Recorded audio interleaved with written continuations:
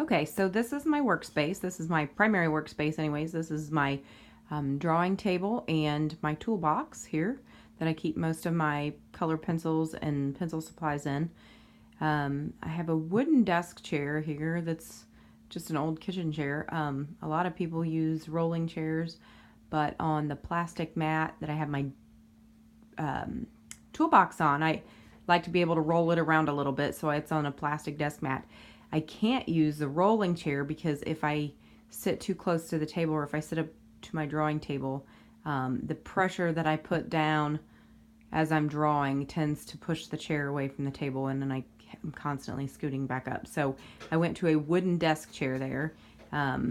You can see a couple of pieces that I'm currently working on the table. Some thumbnail sketches of some tractors, and then the Massey Harris 44 that's in my tractor series. That is my 3-year-old you hear in the background talking. The other end of this workspace is their play area. It's just in our basement, so it's nothing glamorous. I would love to have a big fancy studio space, but at this point in time, that is not feasible. So I have adopted one end of our finished basement. This little tan cart here is a rolling cart as well, and I put my laptop on there that I can set up so I can zoom in on whatever image I'm working on. So that's what that is for.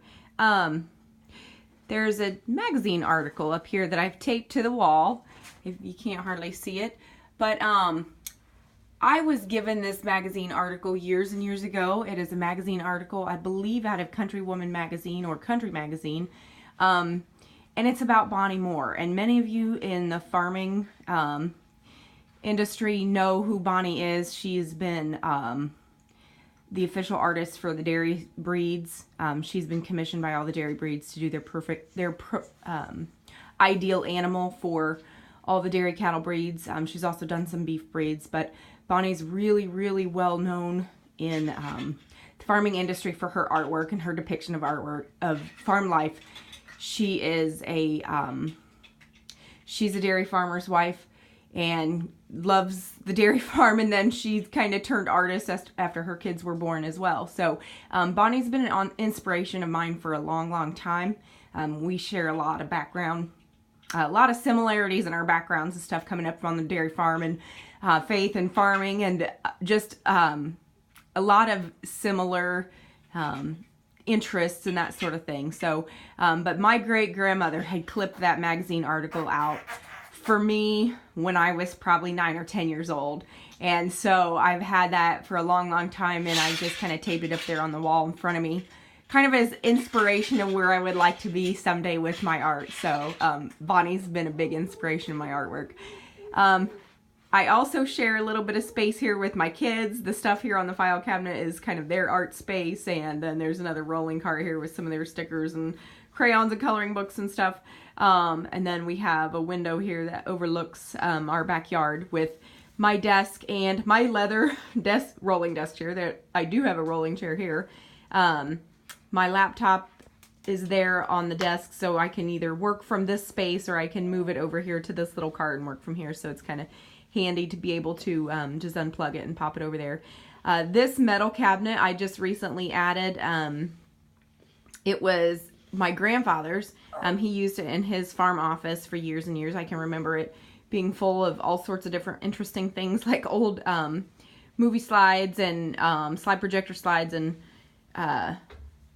different things like that, movie film and stuff. He was kind of into doing his own photo reel and film stuff.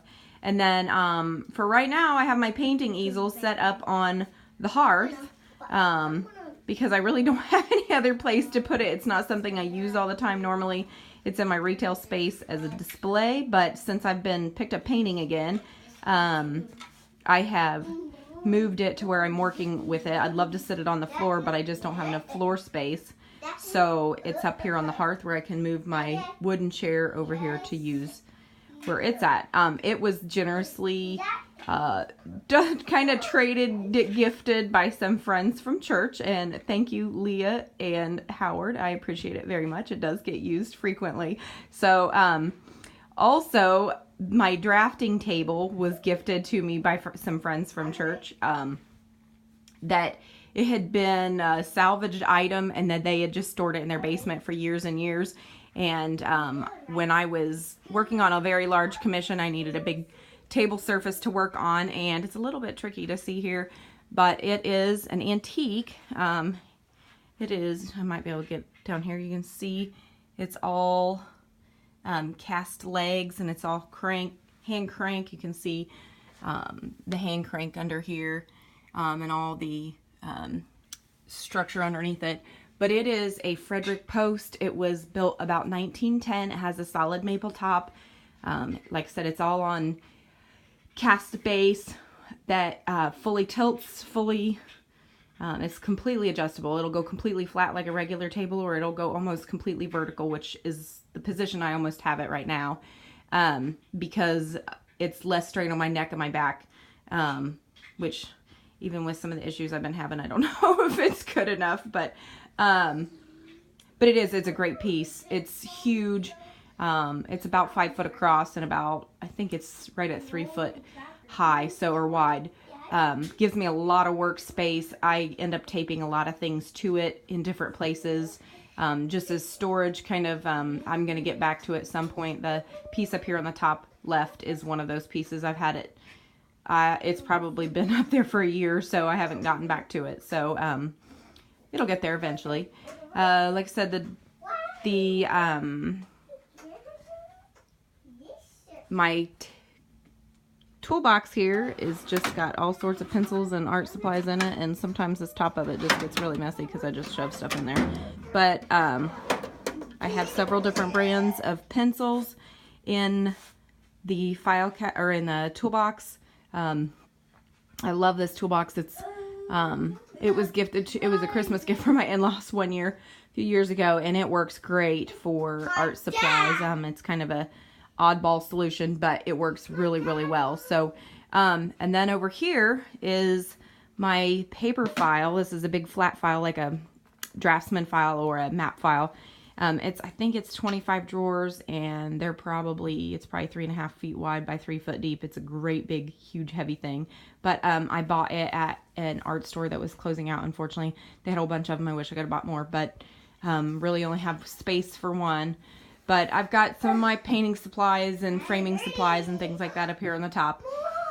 And, but it comes in handy because, as you can see, I've got all my different types of papers labeled on here that I keep.